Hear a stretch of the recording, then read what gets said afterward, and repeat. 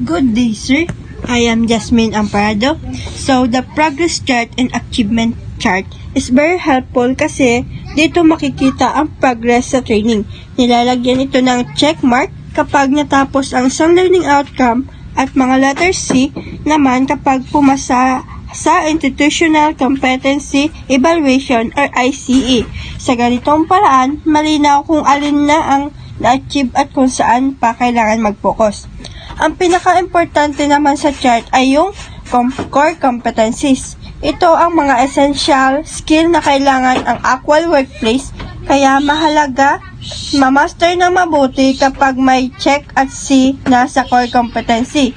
Ibig sabihin ay hindi lang natutunan ang task kundi napatunayan ding kaya na itong gawin ayon sa standard ng training.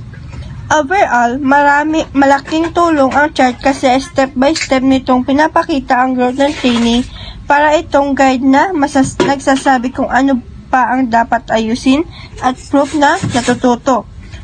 At nagiging competent sa mga skills, sa uli pinapakita ng chart na handa ang trainee para sa trabaho at may sapat na mastery na core competency na kailangan ng future career.